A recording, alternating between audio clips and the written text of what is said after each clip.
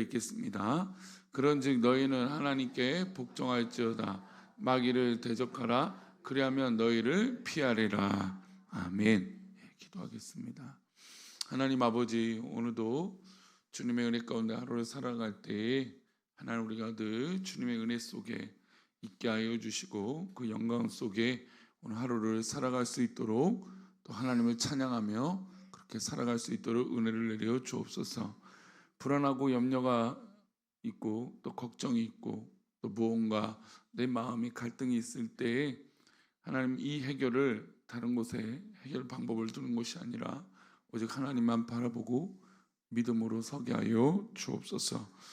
우리 성도들, 또 이 새벽에 기도하는 우리 성도들 각자의 삶의 고민과 또 기도 제목과 바라고 원하는 것들이 있는 줄 아오니 하나님, 그 모든 기도의 소원들을 이 새벽에 기도할 때 응답받게 하시고 하나님의 놀라운 그 권능 가운데 있게 하여 주옵소서. 이 시간 범사에 감사에 드려진 예물이 있사오니 기뻐 받아 주옵시고, 말씀을 나눌 때에 주님 우리와 함께하여 주옵소서. 감사하고 거룩하신 예수 그리스도 이름으로 기도하옵나이다. 아멘. 보통 우리가 무슨 일을 할 때, 아니면 새로운 일을 할 때 먼저 해본 사람의 경험을 듣는 것은 참 중요합니다. 특별히 이제 병원 같은 경우는 우리가 병원을 갈 때는 늘 두렵죠.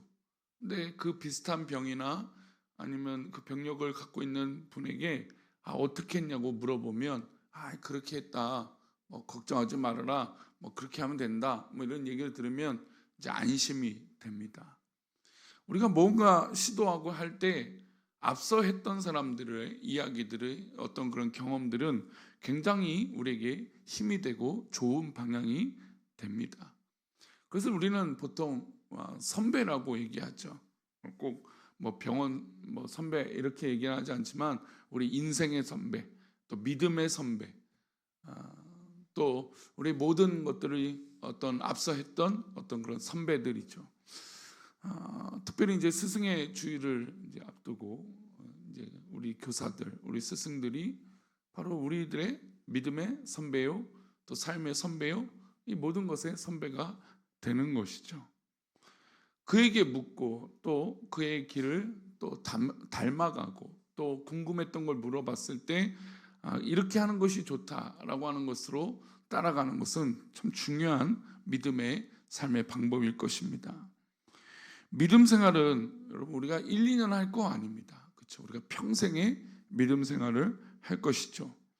하나님 나라 가는 날까지 해야 하는 것이기 때문에 믿음 생활을 어떤 열심히 또 잘해왔던 분들의 모습, 그 믿음의 선배들의 삶을 본받는 것은 굉장히 우리 믿음 생활에 도움이 됩니다.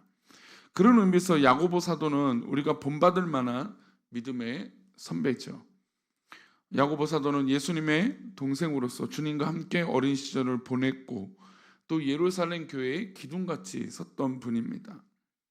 베드로와 요한과 함께 예루살렘 교회의 부흥을 일꾼 믿음의 선배인 것이죠. 특별히 베드로와 요한과 함께 어떤 이 교회를 이끌면서 특별히 유대인들, 특별히 흩어졌던 유대인들, 디아스포라에게 어떤 이 권면과 또 믿음의 선배로서 어떤 사역들, 또 어떤 신앙의 삶을 사는 것을 당부하고 있습니다. 7절과 8절인데요. 어떤 의미로 당부하는지 한번 보겠습니다. 함께 읽겠습니다. 그런즉 너희는 하나님께 복종할지어다. 마귀를 대적하라. 그리하면 너희를 피하리라. 하나님을 가까이 하라. 그리하면 너희를 가까이 하시리라. 죄인들아 손을 깨끗이 하라. 두 마음을 품은 자들아 마음을 성결하게 하라. 7절 8절 말씀은 명령문 그리하면으로 되어 있습니다. 마귀를 대적하라. 그리하면 너희를 피하리라. 하나님을 가까이 하라. 그러면 너희를 가까이 하시리라. 이 짧은 두 문장이 야고보 사도의 어떻게 보면 자신이 평생에 갖고 있었던 모토입니다. 그가 마귀를 대적해 보니 마귀가 자신을 피했던 것이죠. 또 하나님을 가까이 했더니 하나님이 가까이 하신 것을 자신이 믿음의 삶으로 겪었던 것입니다. 그래서 이 흩어진 유대인들, 또 고난 가운데 있는 유대인들에게 무엇보다 마귀를 대적하고 또 하나님을 가까이 하는 것이 중요하다. 왜냐하면 이 모습이 바로 두 마음을 품지 않는 것이기 때문인 거죠. 우리가 신앙생활하면서 마귀를 가까이 하는 것, 이게 뭡니까? 유혹에 빠져 있고 죄에 빠져 있는 것이죠. 타협하는 것이죠. 근데 하나님을 믿는다고 하면서 마귀의 유혹을 이기지 못한다? 그러면 안 된다는 것이죠. 그래서 마귀를 대적해야 된다. 그것을 두려워하지 말라는 것이죠. 그것을 타협하지 말라는 겁니다. 마귀를 한번 대적해 봤더니 우리가 능히 이길 수 있다는 겁니다. 마귀를 우리 삶에서 대적하는 것이고, 또 당연히 반대로 하나님을 가까이 하면 하나님이 우리를 가까이 하신다는 걸 분명히 깨달을 수 있다는 겁니다. 그 모습은 죄인들아 손을 깨끗이 하라, 두 마음을 품은 자들아 마음을 성결하게 하라는 겁니다. 즉 마음을 성결하게 하는 방법은 두 마음을 품지 않는 것이고, 이 두 마음을 품지 않는 것은 마귀를 대적하는 것이고 하나님을 가까이 하는 것입니다. 그러니 우리 믿음의 삶은 이것도 저것도 아닌 것은 아닙니다. 어중간한 것은 없는 것이죠. 구체적으로 마귀를 대적하는 것이 어떤 의미인지 이 야고보서 4장에서는 여러 가지 모습으로 이야기하고 있습니다. 첫 번째 1절을 한번 볼까요? 1절 말씀입니다. 너희 중에 싸움이 어디로부터, 다툼이 어디로부터 나느냐? 너희 지체 중에서 싸우는 정욕으로부터 나는 것이 아니냐? 첫째, 정욕으로 인한 다툼을 대적하라고 말씀하고 있습니다. 정욕은 마귀가 우리 마음속에 부추기는 것입니다. 10사람이 있는데 10사람 모두 마음속에 정욕을 가지고 있다면 그 정욕이 욕심을 불러일으키고, 그 욕심은 한정된 죄와 때문에 어떻게 될까요? 갈등을 일으키게 됩니다. 그러니까 자녀들도 부모님의 사랑에 대해서 자꾸 편해 이런 얘기들 하는 건 부모가 할 수 있는 건 한정된 거예요. 그렇잖아요. 무한정으로 아이들에게 다 해줄 수 있는 게 아니에요. 그러다 보니까 이런 그 죄와, 그러니까 부모가 할 수 있는 이 능력의 한계치가 있는데 그것을 나누어 주다 보니까 아이들 사이에서 자꾸 편견을 갖게 되죠. 그래서 엄마 아빠는 편애해, 누구만 사랑해, 이렇게 되는 것입니다. 우리 세상에서도 한정된 재화가 있어요. 근데 인간의 욕심은 그 모든 것을 자기가 차지하고 싶죠. 그 정욕이 이끌리면 다툼이 있고 싸움이 날 수밖에 없습니다. 인간 사이가 그렇잖아요. 러시아가 일으켰던 전쟁은 이 바닷길을 차지하고 어떤 이 패권을 더 확장하고 싶은 그 욕심에 이끌렸습니다. 미국과 지금 중국이 있는 무역 전쟁도 어떤 의미가 있습니까? 바로 정욕에 이끌린 거죠. 우리나라 자국민을 더 잘 해오겠다, 더 배불리게 하겠다. 물론 이것이 어떤 정치적인 의미가 더 있는지는 더 들여다봐야겠지만, 그러나 이제 보여지는 것은 다 그래요. 이 인간의 정욕에 이끌린 건 또 지금 또 인도와 파키스탄의 또 이 마찰, 이 인간적인 정욕, 거기는 또 오랫동안 마찰이 있었던 분쟁 지역이에요. 이런 모습들은 인간의 정욕에 이끌려서 나타난 모습이라는 것이죠. 마귀는 끊임없이 우리 마음속에 있는 뭘 이끌어낼까요? 욕심을 불러일으킵니다. 그 욕심을 일으켜서 공동체를 분열하게 만들고 어려움을 겪게 만드는 것이죠. 두 번째, 어떻게 하면 마귀를 대적할 수 있을까요? 4절입니다. 함께 읽겠습니다. 간음한 여인들아, 세상과 벗된 것이 하나님과 원수됨을 알지 못하느냐? 그런즉 누구든지 세상과 벗이 되고자 하는 자는 스스로 하나님과 원수되는 것이라. 두 번째, 마귀 어떤 이 세상과 타협하지 않고 이길 수 있는 것은 세상과 벗된 것을 끊어내야 되는 것이에요. 세상과 벗이 되고자 하는 자는 스스로 하나님과 어떻게 됩니까? 원수되는 것이죠. 우리가 의외로 은혜 받지 못하는 건 내 마음 한켠에 인간적인 어떤 타협들이 있기 때문에 그래요. 철저하게 하나님 앞에 내려놓고 기도하면, 또 철저하게 하나님 앞에 맡기고 하나님 앞에 나아가면 은혜를 받을 수 있어요. 근데 적당히 그러지 못하는 이 인간의 어떤 그런 벗된 모습들, 타협한 그런 모습들, 이런 모습으로 인해서 하나님과 가까이 할 수 없다라는 겁니다. 그 모습을 간음한 영적 간음이라고 표현하고 있는 것이죠.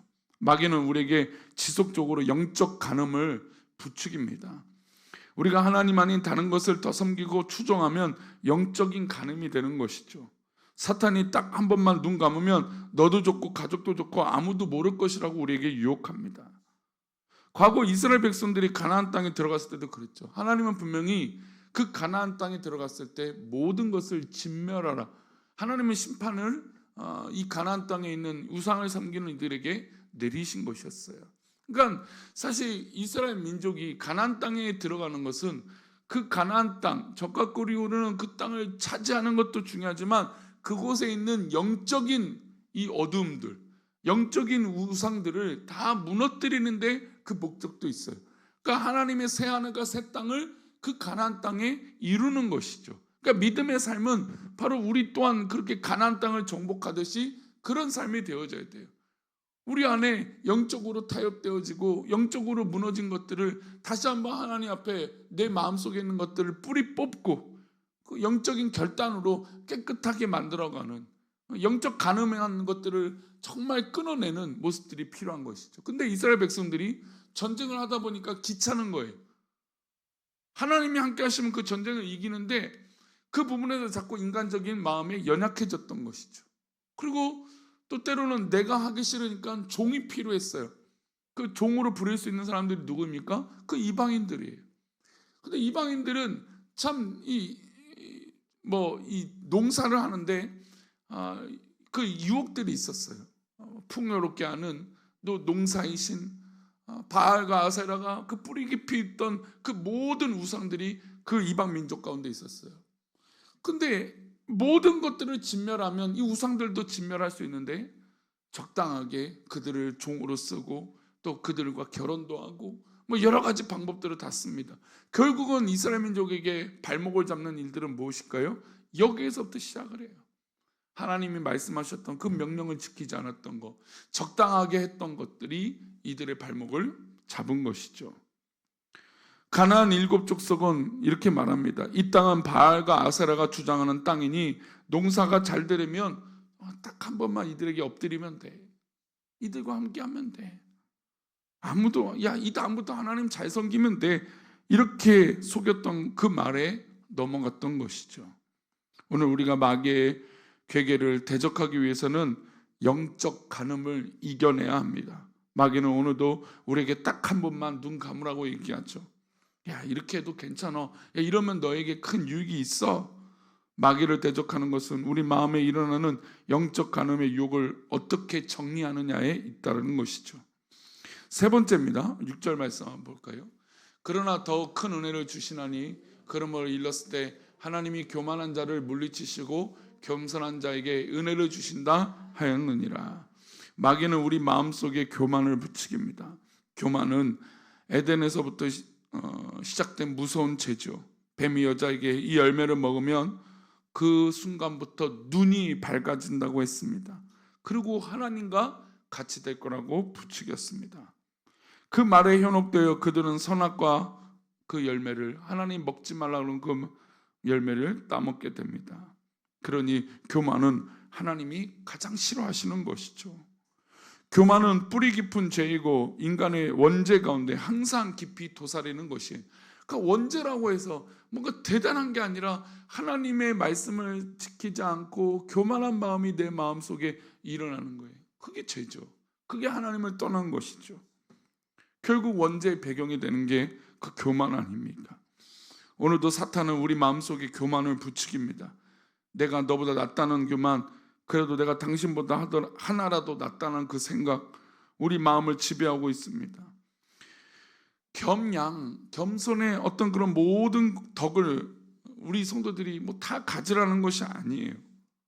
다만 나보다 남을 낮게 여기고 상대방을 존중하고 칭찬하는 겸손의 모습을 살아가는 것이 중요하죠. 마귀를 대적하기 위해서 오늘 주신 이 세 가지 말씀을 기억하십시오. 또는 야고보 사도가 하나님을 가까이 하라고 하셨는데 이 하나님을 가까이 하라는 말씀은 구체적으로 어떤 말씀일까요? 우리 10절 말씀 한번 보겠습니다. 함께 읽겠습니다. 주 앞에서 낮추라. 그리하면 주께서 너희를 높이시리라. 여러분, 이건 야고보 사도가 했던 말이기도 하지만 주님께서도 이런 말씀을 하시죠. 하나님을 가까이 하는 건 우리를 낮추면 그 낮췄을 때 부족해지는 것을 누가 채우실까요? 하나님이 채우세요. 우리가 영적인 싸움을 하고 마귀와 싸워 이길 때, 하나님과 가까이 갈 때 영적인 이 유혹들, 가늠한 것, 교만한 것을 물리쳤을 때 누가 채우실까요? 하나님이 채워주세요. 그러니 우리가 낮추고 낮아지는 것에 대해서 조금 더 두려워할 필요가 없어요. 가끔 우리가 이 자존감 때문에 참 어렵습니다. 내가 뭔데? 내가 누구인데? 또 반대로 나는 이것밖에 없는데, 나는 이것밖에 할 수 없는데. 그래서 마음에 여러 가지 어려움들이 있어요.